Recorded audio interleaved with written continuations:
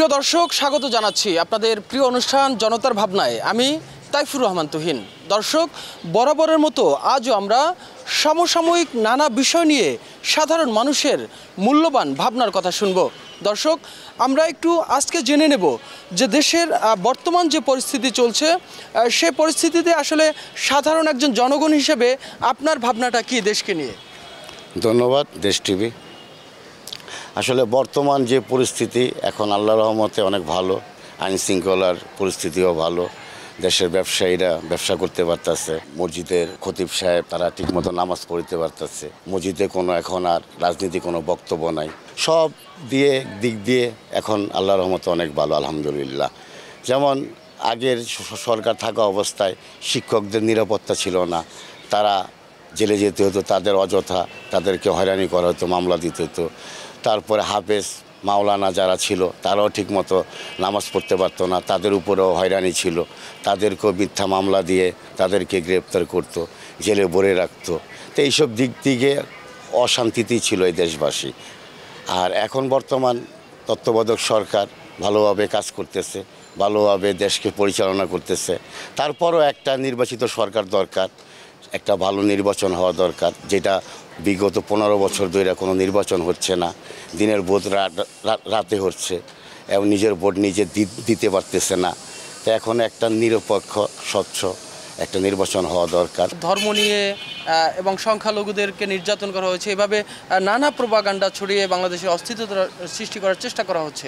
এই বিষয়ে আপনার আসলে মন্তব্যটা কি? আমরা সাধারণ মানুষ, সাধারণ জনগণ, আমরা নিরাপত্তা সংকীর্ণতা যেমন চাই না, আমরা চাই নিরাপত্তা, সুন্দর সুষ্ঠুভাবে বাঁচতে চাই, আমরা সুন্দরভাবে ব্যবসা বাণিজ্য করতে চাই, আমরা চাই নিরপেক্ষভাবে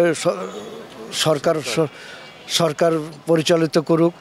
নতুন একটা নির্বাচিত সরকার আসলে সেই সরকারের মাধ্যমেই সঠিকভাবে দেশ পরিচালনা করতে পারবে এবং যারা বৈষম্য, ছাত্রকে হত্যা নির্যাতিত করেছে এবং আমাদের সাধারণ মানুষদেরকে হত্যা নির্যাতন করেছে, তাদের যেমন সঠিকভাবে বিচার করা হোক, সেটা আমরা সাধারণ জনগণ চাই।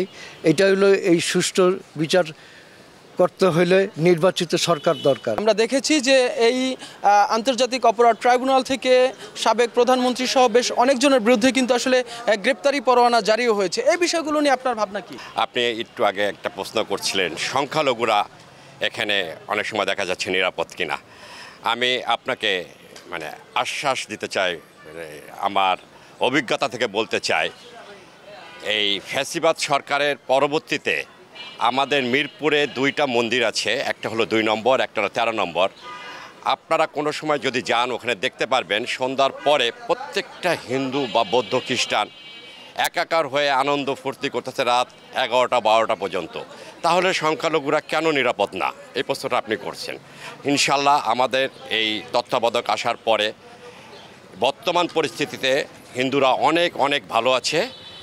এই প্রশ্নের উত্তরটা আমি দিলাম আপনাকে। আর আপনি আমাকে জানতে চেয়েছেন যে গণহত্যার বিচারটা অবশ্যই এই দেশে হওয়া উচিত। যেভাবে আমি গোলচক্করে ছিলাম দেখছি, যেভাবে মানুষ পাখির মতো মারছে, এই বিচারগুলি যদি আসলে এই দেশে না হয় তাহলে আমরা যতদিন বাইচে থাকবো আমাদের হৃদয়ে এই কষ্টটা থেকেই যাবে। যে কোনো হত্যারই বিচার হওয়া উচিত। আমি অবশ্যই এই হত্যার বিচার চাই, কঠিনভাবে এর বিচার চাই, যেন পৃথিবী যতদিন বেঁচে থাকবে এটা থেকে একটা শিক্ষা নেয় যে কোনোভাবেই গণহত্যা বা কোনো অপরাধ করে পার পাওয়া যায় না।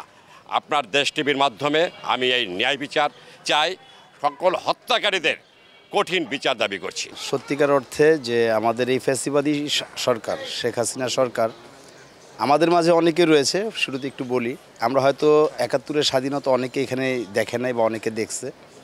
তো স্বাধীনতা কী জিনিস আমরা 5ই আগস্ট এটা উপলব্ধি করেছি। তা আমাদের এই জুলাই মাসের 20 তারিখ 21 তারিখে আমিও এই গোলচক্করের যে নির্মম হত্যা চালাইছে শেখ হাসিনার গুন্ডা বাহিনীরা, পুলিশ বাহিনী, যুবলীগ, ছাত্রলীগ, যারা এইভাবে মানুষকে নির্যাতন করে যেভাবে হত্যা করেছে, এই 20 তারিখ 21 তারিখের প্রধান আসামি আমাকে করেছে ওসি পারভেজ আলম। তো শুধু এইটাই নয়, আমাদের এই যে বৈষম্য বিরোধী ছাত্র আন্দোলনকে কেন্দ্র করে যে সমস্ত হত্যাগুলো হয়েছে এবং মা বোনের ইজ্জতকে হানি করেছে ছাত্রলীগ, যুবলীগ, আমরা চাই সুষ্ঠু একটা বিচার এই বাংলার মাটিতে হোক। এই বিচারকে দেখে যেন সারা বিশ্বের মানুষ একটা পরিচিতি লাভ করে যে না, অপরাধ করে কেউ আজ পর্যন্ত পার পায়নি আর পাবেও না। আমরা চাই দেশ টিভির মাধ্যমে আপনাদের এই প্রচারটা সারা বিশ্ববাসী দেখুক। আমরা এই গণহত্যার এবং এই জুলুমের এবং এই ফ্যাসিবাদী সরকারের অপকর্মের সমস্ত কুকর্মের বিচার আমরা চাই।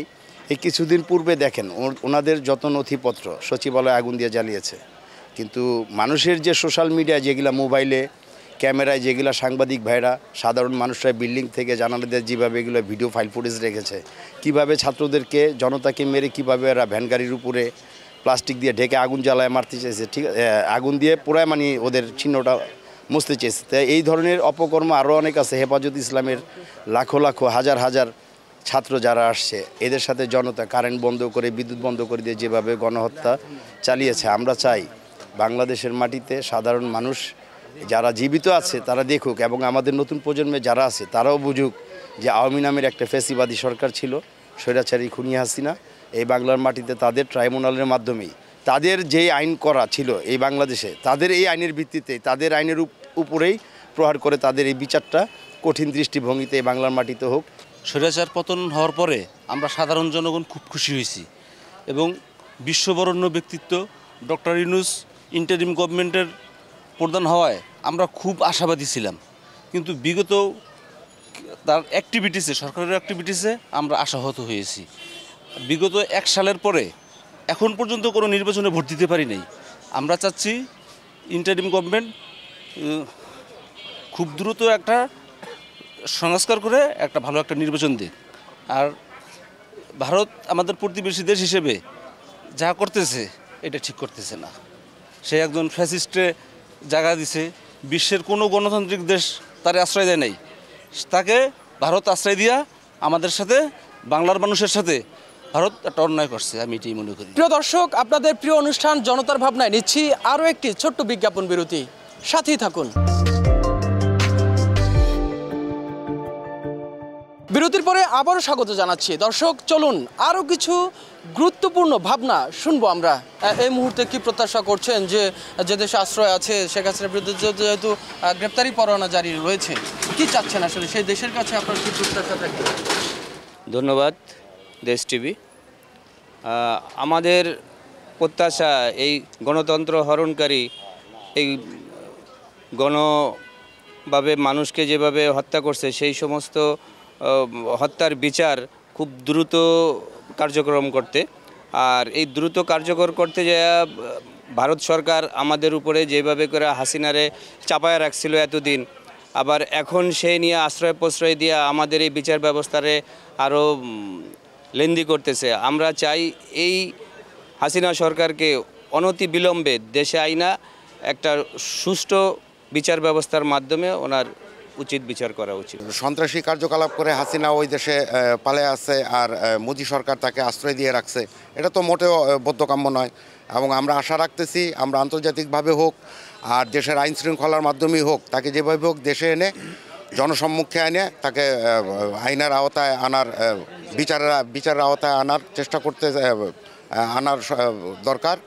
এবং শেখ হাসিনাকে অবশ্যই এই 300 হত্যা বা 400 হত্যা যাই হয়েছে, এই হত্যার সম্পূর্ণ বিচার দায়ভার তার কাঁধের উপরে দিয়ে তাকে সাজাপ্রাপ্ত করে এই দেশেই তাকে সাজা বহাল করে তাকে জেলখানায় বন্দি করা হোক।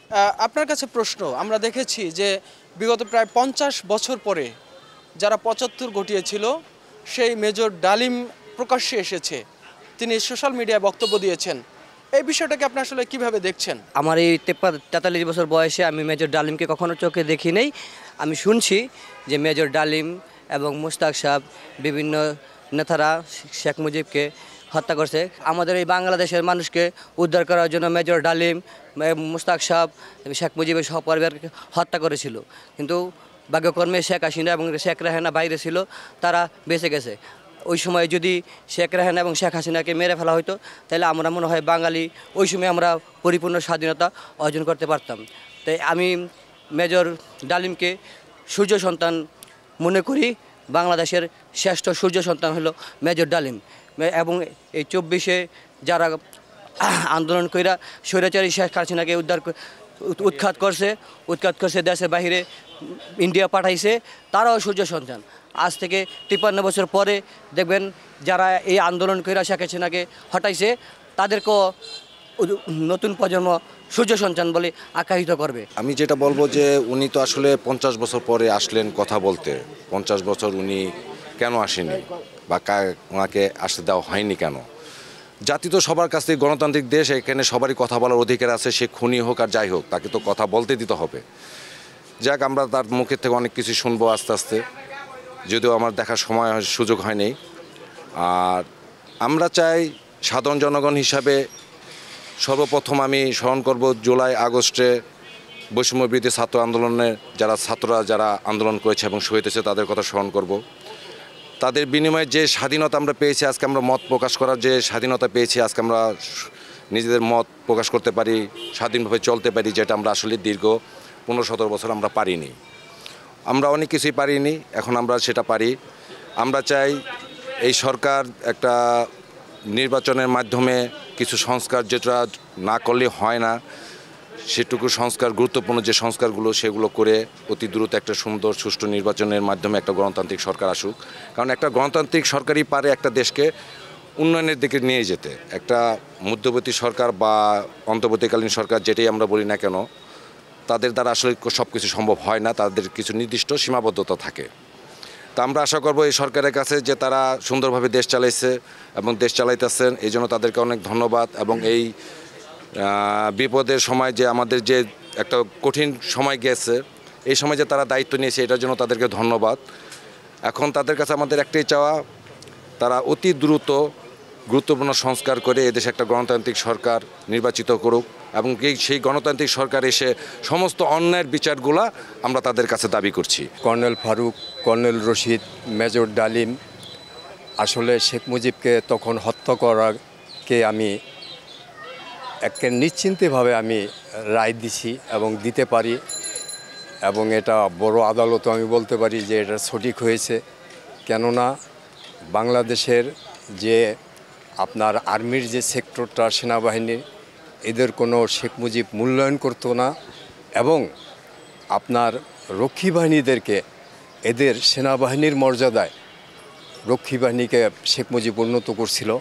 75-এর প্রেক্ষাপটটা ছিল এটাই যে মেজর ডালিমকে বিভিন্ন দিক দিয়ে আপনার অপমান, অপদস্থ এবং ব্যাংক ডাকাতির সাথে শেখ কামাল জড়িত, যেটা বাকশাল কায়েম করছিল।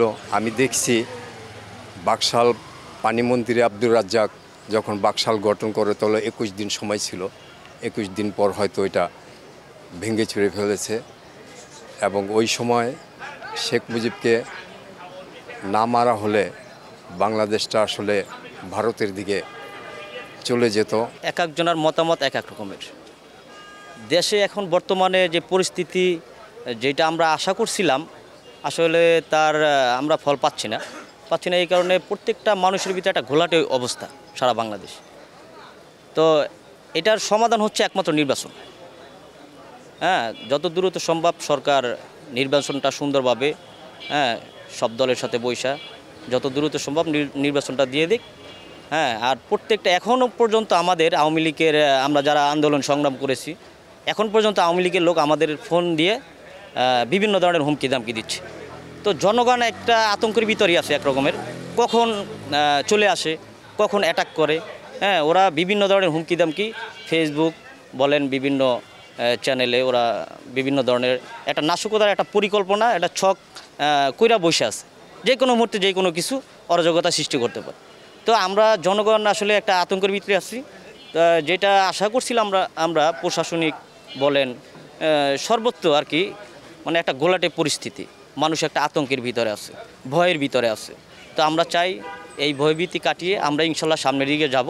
এর জন্য দরকার বিকল্প নাই, হচ্ছে নির্বাচনের কোনো বিকল্প নাই। যত দ্রুত সম্ভব আমরা চাই একটা সুন্দর সুষ্ঠু নির্বাচন, কারণ আমরা ভোট দিতে পারি নাই।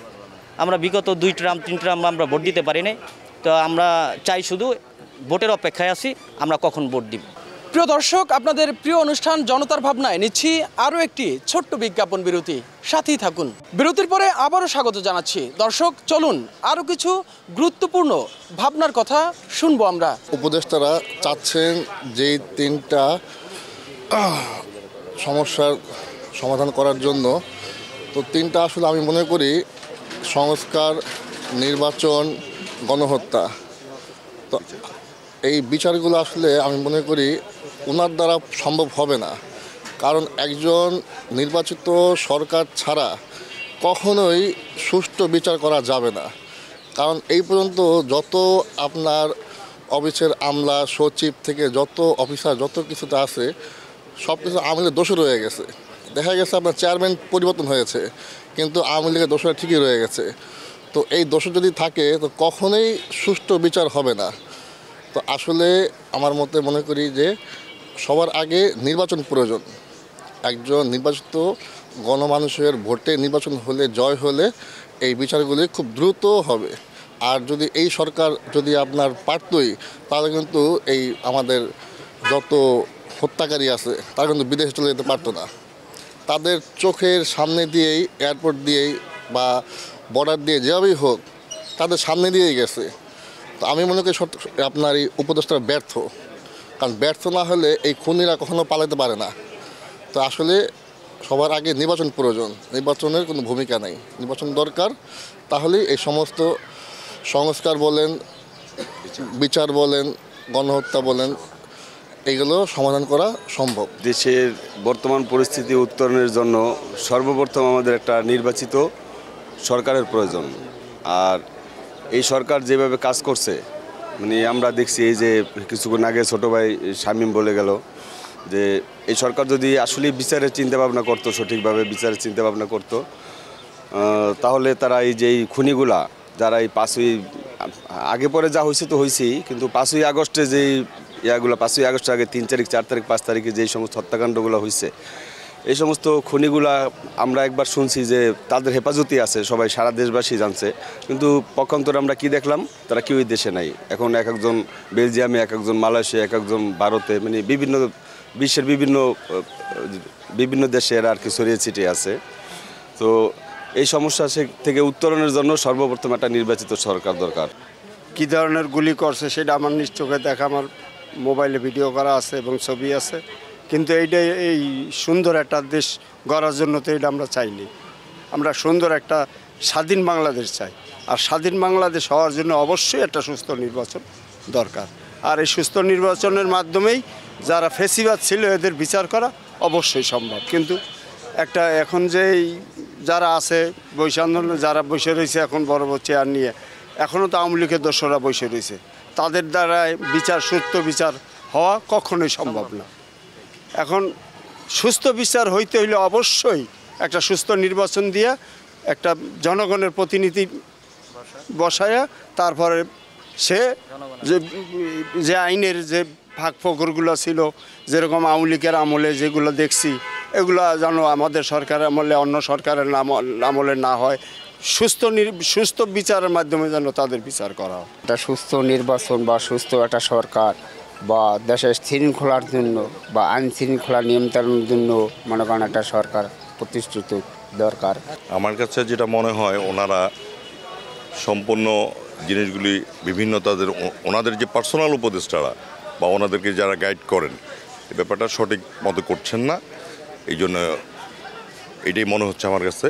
তবে ওনারা সব দিকে সর্বপ্রথম আইন শৃঙ্খলা, দ্রব্যমূল্য, এই দুটোর দিকে আমি আশা করি এটা করলেই হবে। এখন কেমন আছেন, কেমন বাংলাদেশ দেখতে? বাংলাদেশ এখন আমরা আগে বিগত 17 বছর থেকে এখন ভালোই আছে। ভবিষ্যতে আরও ভালো দেখতে চাই, আইন শৃঙ্খলার উন্নতি দেখতে চাই এবং আমাদের যেগুলি নাগরিক অধিকারগুলি আমরা পেতে চাই। জোর জুলুমভাবে আমাদের থেকে চাঁদা নিছে, এখন আমরা চাঁদামুক্ত দেশ চাই। আর সামনে এমন সরকার চাই যাতে চাঁদামুক্ত, এখন আমরা কোনো চাঁদা দিই না, দিদি আর আমি খুব সুন্দর মতন আমরা দোকানদারি করতেছি। দেশ টিভির কাছে আমার এতটুকু অনুরোধ, সামনে সুন্দরভাবে একটা নির্বাচন হোক আর এমন একটা সরকার আসুক যেই সরকার চাঁদামুক্ত করতে পারবো। অবশ্যই আমরা সামনের দিকে একটা ভালো সুন্দর দেশ দেখতে চাই, কিন্তু প্রথমেই আমি ধন্যবাদ জানাই কোটা বিরোধী আন্দোলনে যারা শহীদ হয়েছেন তাদের প্রতি। ধন্যবাদ জানাই আমাদের প্রধান উপদেষ্টা ডক্টর মোহাম্মদ ইউনূস সাহেবকে এবং তার সাথে যারা কাজ করতেছেন তাদের সবাইকে। কিন্তু পাশাপাশি বলতে চাই যে একটি দেশ পরিচালনার জন্য এই কয়জন উপদেষ্টা দিয়ে দেশ চলবে না। 300 জন সংসদ সদস্য, 50-60 জন মন্ত্রী দিয়ে দেশ চালানো কঠিন হয়ে যায়। সেই জায়গায় 5-7 জন উপদেষ্টা দিয়ে এই দেশ সঠিকভাবে চালানো কোয়াইট ইম্পসিবল। অতি সত্বর তাদের এই সুনাম ধরে রাখার জন্য তাদের নির্বাচন দেওয়া দরকার এবং আমাদের তারেক রহমান সাহেবের অধীনে আমরা নির্বাচনে যেতে চাই। তাহলে উনি এই দেশের দায়িত্ব নিলে আমাদের দেশ সুন্দরভাবে পরিচালনা হবে, দেশের আইন শৃঙ্খলা বজায় থাকবে এবং আমরা সবাই সুষ্ঠু সুন্দরভাবে জীবনযাপন করতে পারবো, দ্রব্যমূল্য নিয়ন্ত্রণে থাকবে, আমরা সেই আশাবাদ ব্যক্ত করি। প্রিয় দর্শক, এতক্ষণ সমসাময়িক নানা বিষয় নিয়ে সাধারণ মানুষের মূল্যবান ভাবনা শুনলাম আমরা। আজ এ পর্যন্তই। আগামীকাল অন্য কোনো বিষয় নিয়ে আবারও হাজির হব। সে পর্যন্ত সুস্থ থাকুন, ভালো থাকুন, দেশ টিভির সাথেই থাকুন।